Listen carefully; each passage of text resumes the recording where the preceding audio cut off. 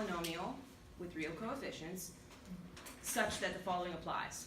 And again, on my test, you may leave your answers in factored form. I wrote that on the test instructions too, so I hope you don't spend time toiling over and over again. I'm not expecting you to show off those skills. If you can, that's really good though. Sure. Okay, so where do we begin here? Well, this polynomial is degree 4, if you can't see that. It's a degree 4.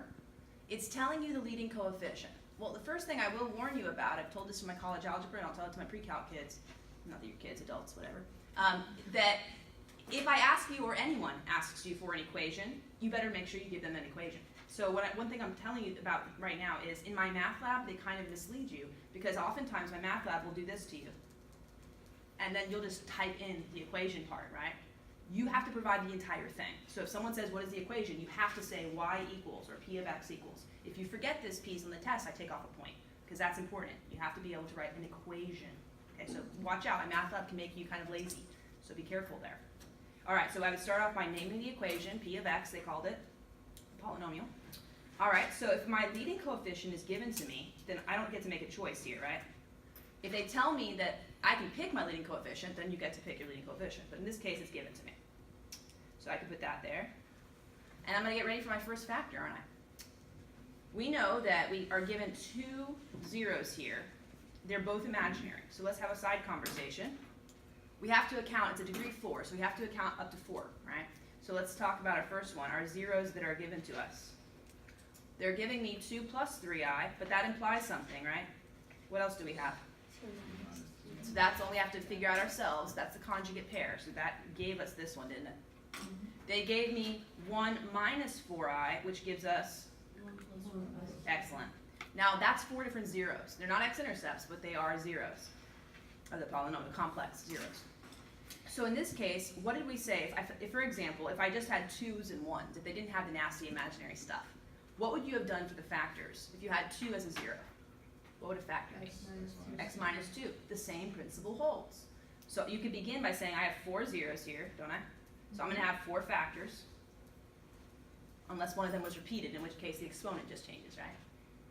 Okay. And each case is going to be x minus something, isn't it? So I recommend you get in the habit of writing that so that you're not shocked and you don't have to worry when you see something ugly like this.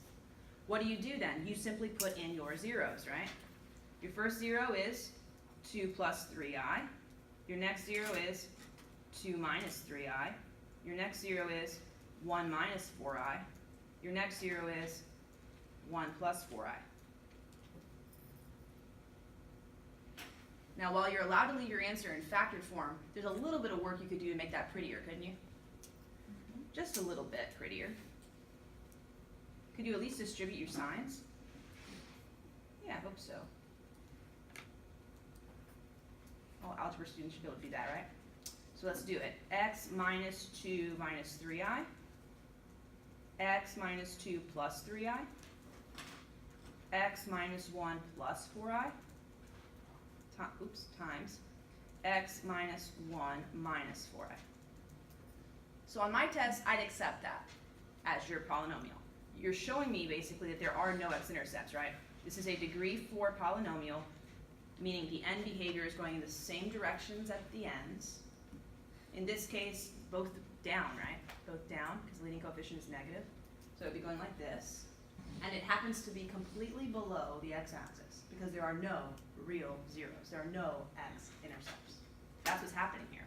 If my math lab does give you any issues, what they would be expecting, at least in the past, what they expected my students to do was to take this x, distribute it to each of these, then take this negative 2, distribute it to each of these, then take this negative 3i, distribute it to each of these.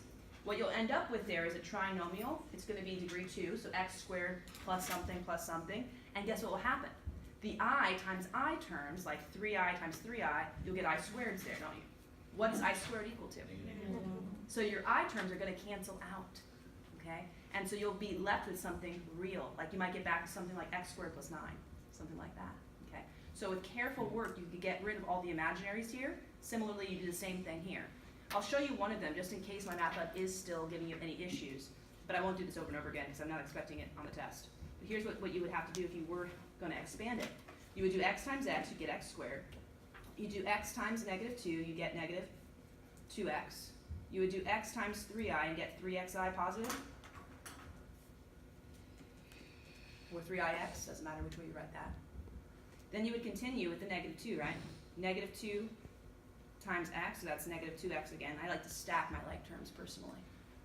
Negative 2 times negative 2 is just positive 4.